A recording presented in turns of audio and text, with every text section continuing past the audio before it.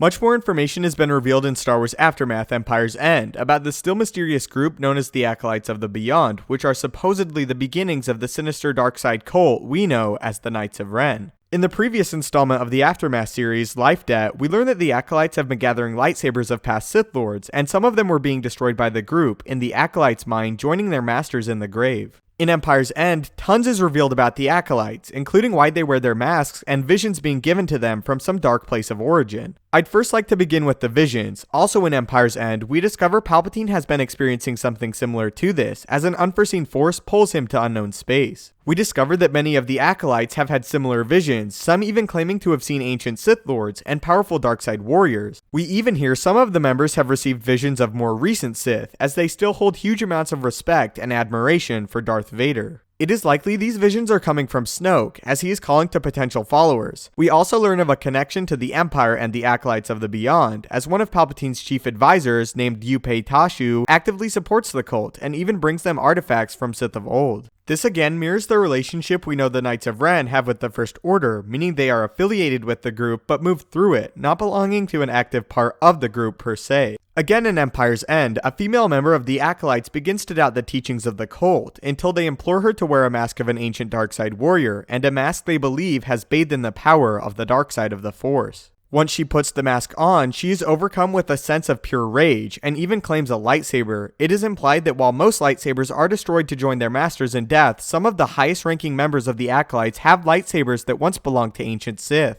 In Life Debt, we briefly heard some of the Acolytes had sticks that were painted red, of course to mimic lightsabers, but now we know at least some actually have and have chosen to keep lightsabers of their own. Back to the masks though, this may explain why in The Force Awakens there is such a huge emphasis on Kylo Ren and Darth Vader's mask, as the mask of these Sith are viewed as sacred to them and are to be cherished. We also hear a bit of how the Acolytes perceive the Force, and that they admire the Sith for willing it to do their bidding, and having the power to control it in unnatural ways. To me, these are all obvious indications that we are seeing a very early version of the Knights of Ren. It's also extremely exciting to hear that some of them are permitted to use lightsabers, and also speaks to Kylo and his potential visions via Vader's helmet. The masks again are said to be something that are earned, and that in some cases we learned Acolytes forged their own masks, and now we learn some wear masks of ancient dark warriors. It also makes sense, as Kylo is referred to by Snoke as the master of the Knights of Ren, and for it again to be emphasized how much of a special figure Vader is to the group. But by far the most compelling piece is the visions the Acolytes receive, as they see ancient Sith and their triumphs.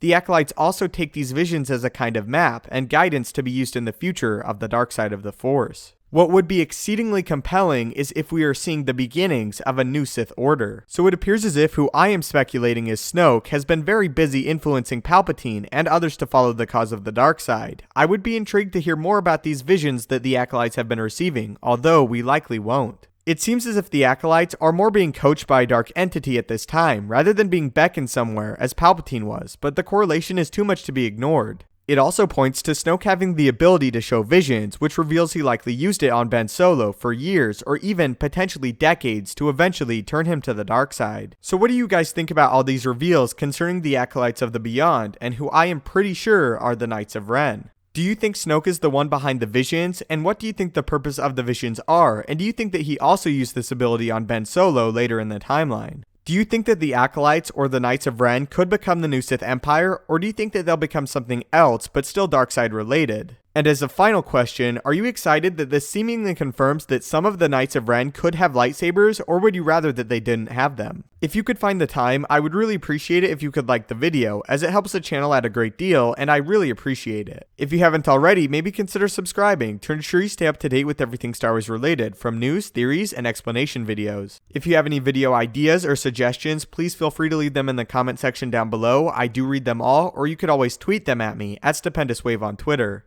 Thanks so much for watching. Don't forget to comment and tell me what you think. May the Force be with you, and have a great day.